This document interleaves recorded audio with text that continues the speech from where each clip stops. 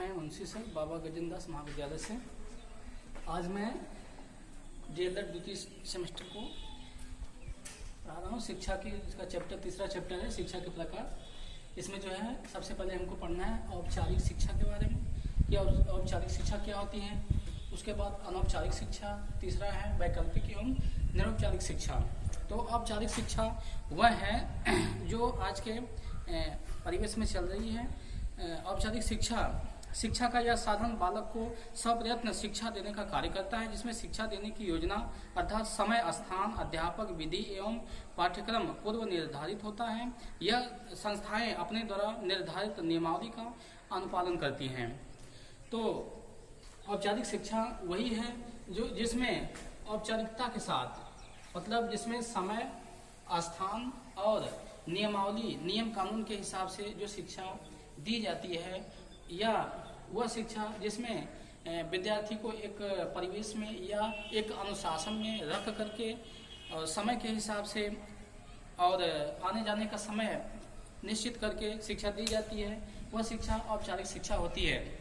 तो औपचारिक शिक्षा के बारे में जो है जॉन डेवी ने कहा है, औपचारिक शिक्षा के बिना जटिल समाज के साधनों और उपलब्धियों को हस्तांतरित करना संभव नहीं है। यह एक ऐसा अनुभव की प्राप्ति का द्वार खोलती है जिसको बालक दूसरों के साथ रहकर अनौपचारिक शिक्षा के द्वारा प्राप्त नहीं कर सकता।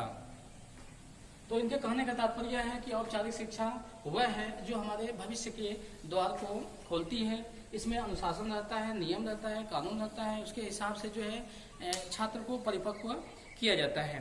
जिस प्रकार से आम में जो है बर्तन को तैयार किया जाता है, उसी तरह से एक अनुशासन में, एक नियम कानून के हिसाब से छात्रों को एक कसौटी में ढाला जाता है, वह औपचारिक शिक्षा होती है। इसमें आगे हमें समझना है औपचारिक शिक्षा की विशेषताएं। औपचारिक शिक्षा की विशेषताएं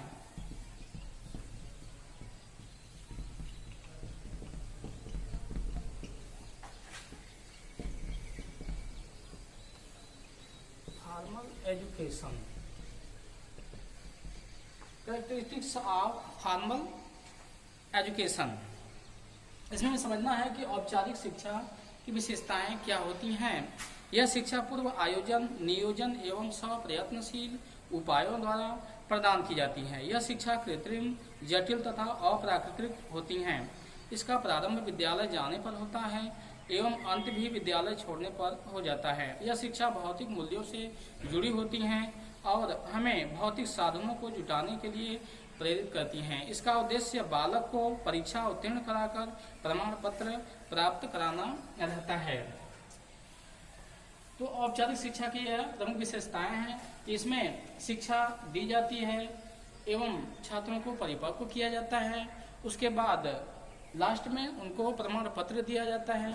उसके बाद जो है उनको वहां से निर्गत कर दिया जाता है। इसके बाद आगे है अनौपचारिक शिक्षा। अगली पॉइंट है अनौपचारिक शिक्षा क्या होती है।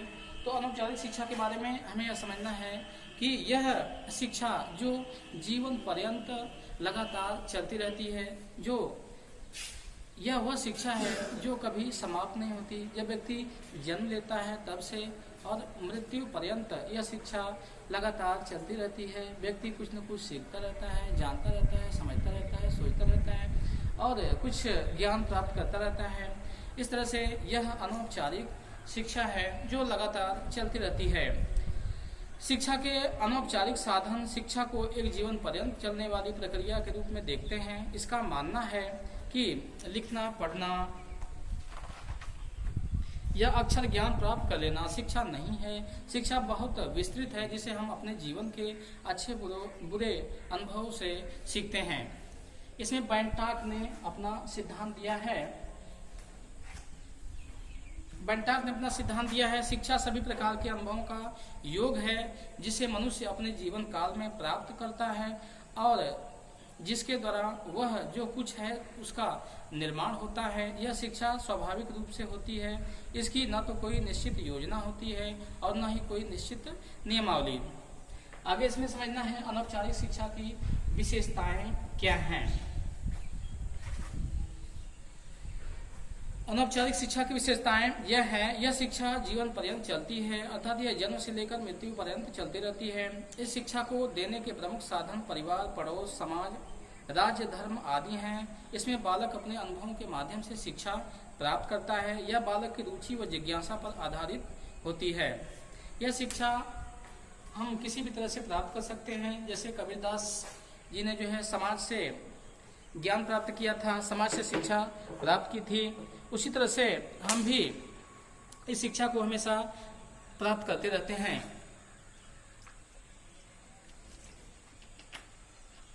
इस तरह से यह शिक्षा हमें लगातार मिलती रहती है। यह बालक की रुचि व जिज्ञासा पर भी आधारित होती है। बालक जो कुछ सीखना चाहता है, जानना चाहता है, अपने रुचि के हिसाब से जो है शिक्षा ग्रहण करता है। आगे है वैकल्पिक एवं निरौपचारिक शिक्षा। वैकल्पिक है एवं निरौपचारिक शिक्षा, इसका तात्पर्य यह है कि यह शिक्षा अनुशासन में, यह शिक्षा जो है नियम के हिसाब से रहती है, नियमावली के हिसाब से रहती है, लेकिन इस शिक्षा में अनुशासन नाम मात्र रहता है। यह बच्चा जो अपने जिज्ञासा के हिसाब से अध्ययन करता है, पढ़ता है, और बच्चे को बिल्कुल डिस्टर्ब नहीं किया जाता। वो अपनी इच्छा से, जब उसकी इच्छा रहती है तब वह पढ़ता है, जब उसकी इच्छा नहीं रहती है तब वो नहीं पढ़ता है। मतलब अपने इच्छा से वह शिक्षा ग्रहण करता है। इसमें शिक्षा का प्रवेश, पाठ्यक्रम, शिक्षण विधि, अध्यापक, छात्र, शिक्षा के उद्देश्य व शिक्षा की व्यवस्था पूरी तरह से औपचारिक होती है, परंतु इसके साथ ही इसमें शिक्षा के अनौपचारिक रूप को भी नियंत्रित किया जाता है। निरौपचारिक शिक्षा में न तो पूर्णतया नियंत्रित होती है और न ही पूर्णतया अनियंत्रित, वरन यह इन दोनों का सम्मिश्रण है। यह इसमें नियंत्रण भी होता है और अनियंत्रण भी होता है। इसमें समय भी रहती है, समय नियमावली के हिसाब से शिक्षा दी जाती है, और परंतु अनियंत्रित का तात्पर्य यह है कि इसमें अपने रुचि के हिसाब से शिक्षा लोग ग्रहण करते हैं। इसमें है आगे निरौपचारिक शिक्षा की विशेषताएं। निरौपचारिक शिक्षा की विशेषताएं यह है कि यह शिक्षा छात्रों को विद्यालय के तनावपूर्ण वातावरण से दूर रखती हैं। जो व्यक्ति निरौपचारिक शिक्षा पर ही डिपेंड रहता है वह तनाव से दूर रहता है। उसके मन मस्तिष्क में कोई तनाव नहीं रहता, कोई दबाव नहीं रहता है। वो अपनी इच्छा से स्वच्छंद रूप से स्टडी करता है। यह एक समय में बहुत अधिक लोगों को शिक्षित किया जा सकता है। इस शिक्षा में एक ही समय में बहुत सारे लोग जो है शिक्षा ग्रहण कर सकते हैं। इस शिक्षा के ऊपर व्यय कम लगता है या खर्च कम लगता है। यह शिक्षा निरौपचारिक शिक्षा से अधिक उपयोगी है। इसका पाठ्यक्रम निश्चित होता है जिससे छात्र अपने उद्देश्यों के प्रति जागरूक रहता है। आगे है दूरस्थ शिक्षा। दूरस्थ शिक्षा के बारे में हम समझना चाहेंगे कि दूरस्थ शिक्षा क्या होती है। दूरस्थ शिक्षा जो है एडुसेट के माध्यम से ग्रहण करते हैं या उपग्रह के माध्यम से दूरस्थ शिक्षा को ग्रहण करते हैं। इसमें एक शिक्षा का उपग्रह बनाया जाता है जिसमें सैटेलाइट, जिसमें जो है इलेक्ट्रॉनिक रूप से या तकनीकी या यांत्रिक स्थिति, इलेक्ट्रॉनिक स्थिति उपकरणों के माध्यम से शिक्षा दी जाती है। इसमें जो है शिक्षण सामग्री को इसमें जो है पहले से इसमें सेट कर दिया जाता है, और उसके बाद जो है बच्चे अपने अपने कक्षा में रहते हैं और चाहे जहाँ भी रहते हैं उसके हिसाब से एक ही चीज़ जो है, एक ही चैप्टर हर बच्चे जो है एक ही साथ में पढ़ लेते हैं। तो शैक्षिक जगत में दूरस्थ शिक्षा एक नवीन प्रवृत्ति के रूप में गत कई दशकों से प्रचलित है। प्राचीन परंपरा के अनुसार शिष्य गुरु के सम्मुख उपस्थित होकर शिक्षा प्राप्त करता था। दूरस्थ शिक्षा उन विद्यार्थियों के लिए एक वरदान है जिनको मनचाहे शिक्षण संस्थानों में प्रवेश नहीं मिल सका। कर्मचारियों, विकलांगों, आर्थिक रूप से अभावग्रस्त श्रमिकों, कृषकों व गृहिणियों के लिए दूरस्थ शिक्षा एक ऐसा तोहफा है जो आधुनिक तकनीक की देन है। आज भारत के गांव में बैठा विद्यार्थी ब्रिटेन के कैम्ब्रिज व ऑक्सफोर्ड विश्वविद्यालयों की शिक्षा इंटरनेट से ग्रहण कर सकता है। दूरस्थ शिक्षा का तात्पर्य, दूरस्थ शिक्षा का तात्पर्य होल्मबर्ग के अनुसार है, दूरस्थ शिक्षा अध्ययन की अनेक पद्धतियों में से एक है जो प्रयोक्ता कक्ष में उपस्थित अध्यापकों के लगातार पर्यवेक्षण से रहित है एवं जिनमें वे अध्यापन पद्धतियां सम्मिलित हैं जिनमें मुद्रण, यांत्रिक अथवा उपकरणों द्वारा शिक्षा प्रदान की जाती है। आगे समझना है दूरस्थ शिक्षा की विशेषताएं। इस पद्धति में स्व अध्ययन पर अधिक बल दिया जाता है। इस पद्धति के अंतर्गत अध्ययन के दौरान विद्यार्थी और अध्यापक में सीधा संपर्क संभव नहीं हो पाता। इसके अंतर्गत विद्यार्थी और अध्यापक के मध्य संबंध स्थापित करने के लिए radio, Doordarshan, VCR, CD player, computer, internet इत्यादि का प्रयोग किया जा सकता है। आगे में समझना है दूरस्थ शिक्षा की विशेषताएं हो गया। आगे है दूरस्थ शिक्षा की आवश्यकता एवं महत्व। दूरस्थ शिक्षा की आवश्यकता हमारे लिए क्यों है एवं इसका हमारे जीवन में क्या महत्व है,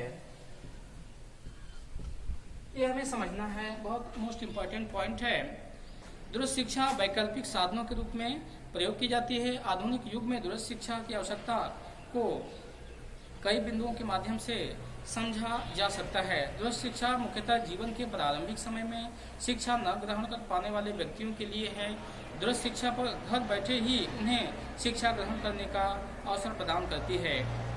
दूसरे पॉइंट है रूढ़िवादी प्रणाली के कारण शिक्षा न ग्रहण कर पाने वाले व्यक्तियों के लिए शिक्षा में अवसर प्रदान करती है। तीसरे पॉइंट है वह क्षेत्र जहां पर शैक्षिक संस्थान उपलब्ध नहीं है वहां विद्यार्थी दूरस्थ शिक्षा के माध्यम से ऐच्छिक पाठ्यक्रम में प्रवेश पाकर शिक्षा को पूर्ण तथा उपयोगी बना सकता है। इस तरह से दूरस्थ शिक्षा हमारे लिए बहुत ही महत्वपूर्ण है। इसी के साथ फिर हम आगे मिलेंगे।